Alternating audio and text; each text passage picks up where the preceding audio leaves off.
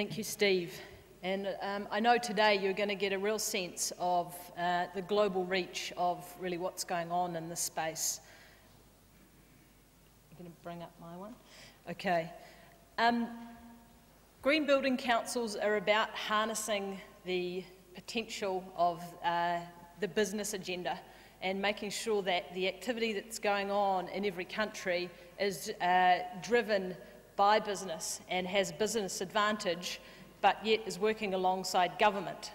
And it is this model of harnessing the immediate opportunity for business and the kind of top-down approach where government needs to make policy about what we're doing in this space that delivers the rapid change that you're going to get a sense of today in the conversations that we're going to have. It is a truly global movement that is occurring. There are now 66 green building councils around the world, and it is primarily because no matter what type of economy, no matter what type of government we have in these different countries, it is this motivation and collaboration that's enabling people to see an opportunity and meet the challenges that we have in front of us. We all know that buildings are responsible for some significant energy use, some use of resources, and we know that really the biggest driver that we have in front of us today towards green building solutions is to fight the battle against climate change. And I know there's some esteemed speakers in the audience today, Diana from UNET and some other people that are going to talk more about more detailed responses to climate change. But it's our biggest government driver towards green building, and it's really what's motivating many countries around the world to uptake the model of a green building council. If you just see the growth of green building councils over the last 2 years, there has been significant growth in countries that wouldn't necessarily be driven by a market-driven agenda. Countries in Asia, countries here in Europe that have had a lot of legislation-led activity, whereas the Green Building Council model is actually empowering industry to take a leadership role here. And as you see from the numbers, we've had, from 3 years ago, 4 years ago, we had 12 Green Building Councils, now there are 66. And I hope you get a sense today of how the Green Building Councils in different countries in Europe are really working with a global view, finding the local solutions to deliver the motivation that's required in the country and to inspire you as business leaders to act. The World Green Building Council has many challenges as an international organisation that's driving this agenda. Every country is very different. And what we're now, with the huge growth in green building councils, what we're doing is we're starting to decentralise and really focus on what are the regional activities and what are the regional solutions that can mean there's more efficiency delivered in the region, there's less confusion around what's going on in the region. And today, of course, we're primarily going to focus on Europe. But before we do that, I'm just going to give you a bit of a sense of the kind of global challenges that we face as a community of the built environment. So some of the other green building councils around the world are dealing with very different challenges that you're dealing with here in Europe. There are countries that are struggling with developing issues, dealing with massive low-income housing shortages, dealing with poverty issues, dealing with huge contrasts in climate and trying to deal with that. So green building councils are not just focusing on, high-end, platinum-rated buildings or A-grade buildings, however you like to define the most modern office buildings.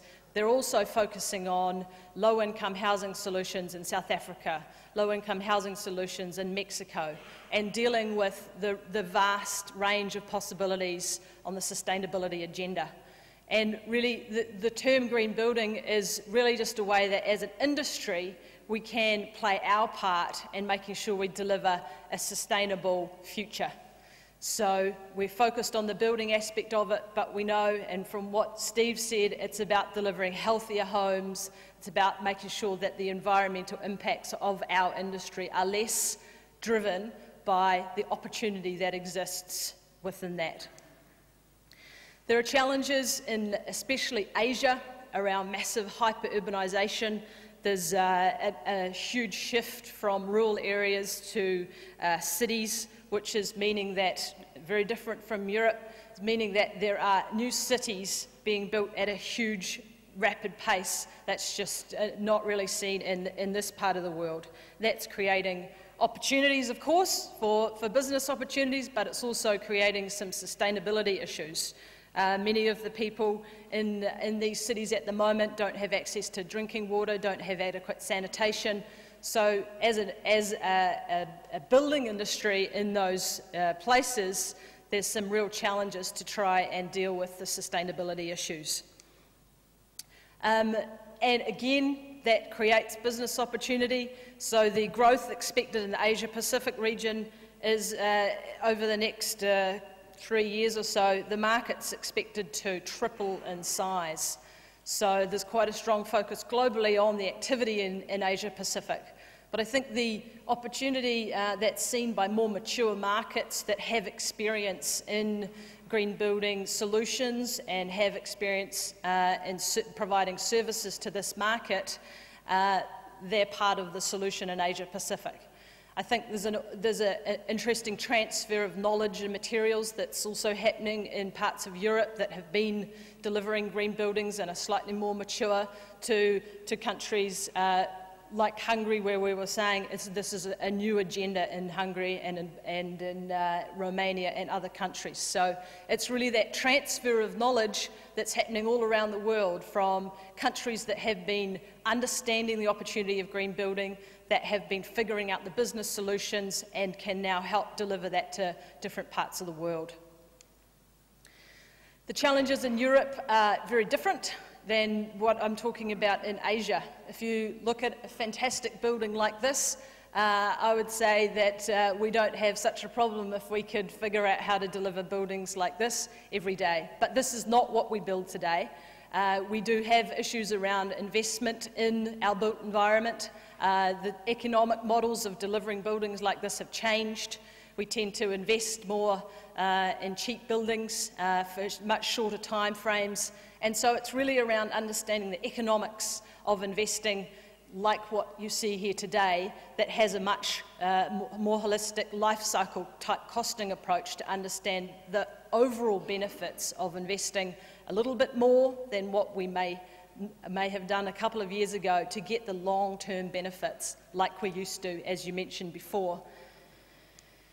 There are many councils in Europe. I think on here there's about 20. I'm always a little bit scared to put a map like this up because there's a new council starting every day, it seems, somewhere in the world. So it's very interesting from my perspective to see the development of green building councils in Europe, where a few years ago the legislative requirements in Europe were so much higher than other parts of the world, especially where I come from and maybe where Scott comes from. But what's happening now is that green building councils are actually being started up so that countries have one common voice to come together and actually figure out how to deliver to these high regulatory standards that are coming from the EU and are being imposed on some of the European countries. So I think part of figuring out those challenges and how to respond to those challenges is really what green building councils are responding to, and that creates an opportunity for industry to come together and meet those challenges head on and get that early adopter business advantage. Just another view of the countries that are involved, that many of them are on different stages of the journey towards sort of a more mature green building market or developed green building council. And I know from the presentations and the lineup that you have today, you'll get a very good sense of what's being done in other countries, what's being done in Europe, and how the amazing leadership that you'll see from the Green Building Councils is making a massive impact in these countries. And so those of you who are business members and are coming here to find out about green building, I hope that you get a very good sense of the opportunity with Green Building Councils driving this agenda in your country. I'm often asked, really, what is the role of a Green Building Council? And my view is very simple. In this space, there's a lot of activity going on. It's not that it's not talked about, it's very confusing. There's all sorts of rules and regulations and products and people saying they're green and materials saying they're this and that. But for a person coming into this space, it's quite mind-boggling. So what Green Building Councils are really trying to do, and it's one of their core values, is that they're trying to, in the country, with the local solution connecting to this international movement, find a vision for your country. Trying to have some consistency in the way that we're talking about green building, having a common language through the use of rating tools, but also demystifying some of the jargon that you come across when you start initially getting into green building. The other powerful element of a Green Building Council is the collaboration. And we can't have the market transformation without the whole building value chain, from the people who manufacture the products to the people who specify the products and design the buildings, the project managers, the people who build the buildings, and then, of course, the tenants or the homeowners who occupy the buildings. So it's a whole value chain model where everybody needs to understand really what we're talking about, the benefit, and really what your part is and what the opportunity is in that. So the collaboration that's needed to find these opportunities is really what the Green Building Councils are focused on, and you'll get hopefully a very good sense of that today. The World Green Building Council is really just an overarching body trying to connect the sum of the parts of all of this activity that's going on around the world. We do have a website if you want to check it out. We're really focused on empowering the leadership that you will see today, making sure that the knowledge sharing takes place on a global level and that transfer of knowledge happens. The measurements and metrics happen on the ground in the countries, and really it's the business opportunities that happen in the countries driven by the local councils as well.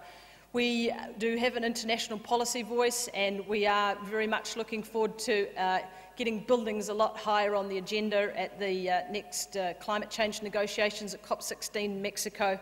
And I know that governments are really just starting to understand the opportunity to work with you and to make sure that buildings are part of the solution to climate change.